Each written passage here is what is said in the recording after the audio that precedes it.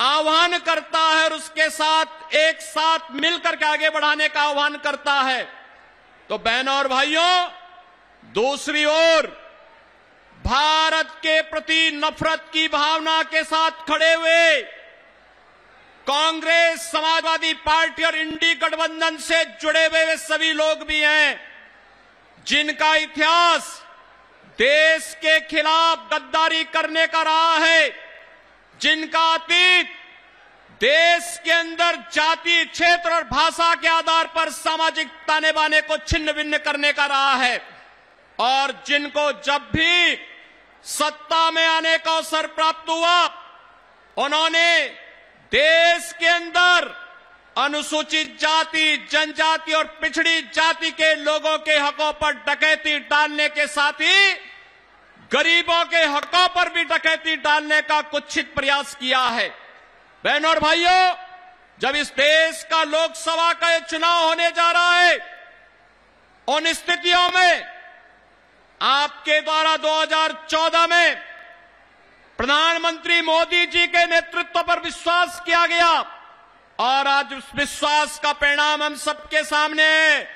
दुनिया के अंदर भारत का सम्मान बढ़ा है, देश की सीमाएं सुरक्षित हुई हैं, आतंकवाद और नक्सलवाद से भारत मुक्त हुआ है, विकास के बड़े बड़े कार्य हुए हैं, और गरीब कल्याणकारी योजनाओं का लाभ देश की जनता जनार्दन को बिना भेदभाव के प्राप्त हो रहा है।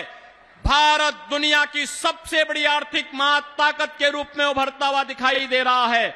जिन लोगों को भारत के अंदर गरीब कल्याणकारी योजनाएं, विकास की योजनाएं, सुरक्षित भारत अच्छा नहीं लग रहा है, वे लोग फिर से षड्यंत्र करने के लिए आपके बीच आए हैं, और इसीलिए आप सबका आह्वान करने के लिए कि आपके वोट ने देश की तकदीर और तस्वीर को बदलने में बड़ी भूमिका का निर्वहन किया।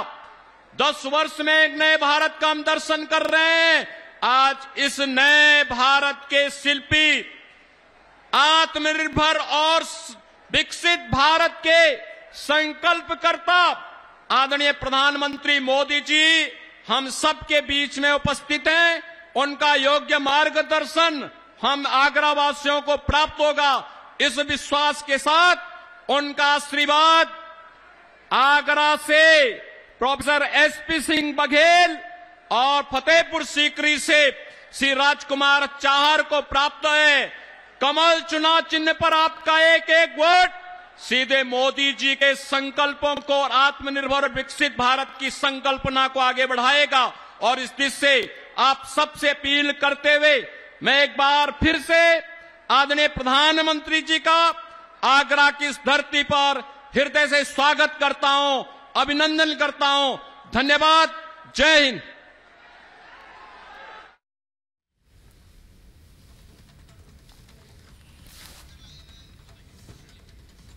और उत्तर प्रदेश के मुख्यमंत्री योगी आदित्यनाथ को आप सुन रहे थे। आगरा जहां तीसरे चरण में मतदान होना है, उसको लेकर जनसभा, और इस जनसभा में भारी भीड़। बार बार मुख्यमंत्री यही बात कह रहे हैं कि किस तरह से पिछली सरकारों में उत्तर प्रदेश में अपराध था, और लेकिन कांग्रेस को लेकर साफ कहा मुख्यमंत्री ने कि कांग्रेस देश का माहौल खराब करना चाहती है। इसके पहले भी मीडिया से बातचीत में मुख्यमंत्री ने यही बात कही थी। तो योगी आदित्यनाथ को आप सुन रहे थे आगरा में, और आपको बता दें योगी आदित्यनाथ ने कांग्रेस पर करारा प्रहार किया और कहा कि गरीबों के हक पर कांग्रेस डाका डाल रही है। पीएम मोदी के नेतृत्व में देश आगे बढ़ा है, मोदी राज में बड़े बड़े काम हुए हैं, ये भी कहा योगी आदित्यनाथ ने। इसके अलावा उन्होंने कहा कि देश में सुरक्षा का माहौल है, कुछ लोगों को विकास पसंद नहीं है और इसीलिए लगातार वो बाधा उत्पन्न करने की कोशिश करते हैं। तो तस्वीर हम आपको दिखा रहे हैं। सभी देवी देवताओं को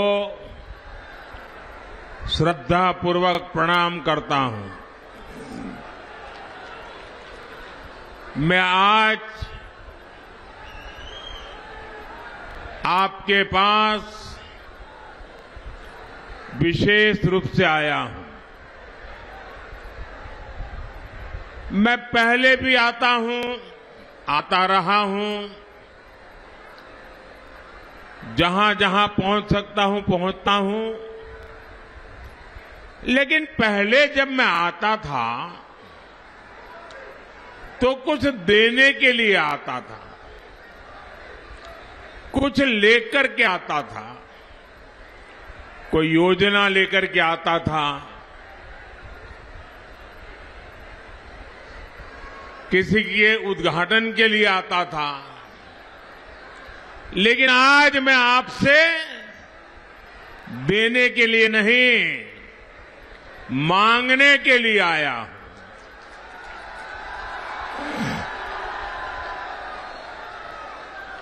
मैं आपसे विकसित भारत के लिए आशीर्वाद मांगने के लिए आया हूं।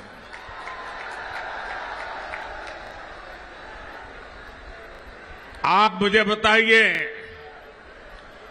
अगर भारत विकसित होता है तो आपका भला होगा कि नहीं होगा? भारत विकसित होता है तो आपके परिवार का भला होगा कि नहीं होगा? भारत विकसित होगा तो आपके बच्चों का भला होगा कि नहीं होगा? और इसलिए भी देश एकजुट होकर कह रहा है, फिर एक बार, फिर एक बार, फिर एक बार। साथियों, भारत की बढ़ती हुई शक्ति कुछ ताकतों को पसंद नहीं आती है। अब जैसे यहां डिफेंस कॉरिडोर बन रहा है, ये देश की सेना के लिए आत्मनिर्भर बनने के लिए दुनिया में निर्यात के लिए घातक अस्त्र और शस्त्र बनेंगे। लेकिन दुनिया भर में जो हथियारों के दलाल हैं, जो पुरानी सरकारों में घूस देकर के अपना काम करा लेने के एक्सपर्ट हो गए थे और पुरानी सरकारों में बैठे हुए लोगों को भी ये मलाई खाने को मिलती थी, उनको भी मजा आता था। ऐसे सारे लोग, अब मोदी जब शस्त्रों को यहां बनाने की बात करता है, देश को आत्मनिर्भर बनाने की बात करता है, तो बौखला गए हैं, बहुत नाराज हैं। वो नहीं चाहते कि भारत की सेना आत्मनिर्भर बने, इसलिए वो मोदी के विरुद्ध एकजुट हो गए हैं।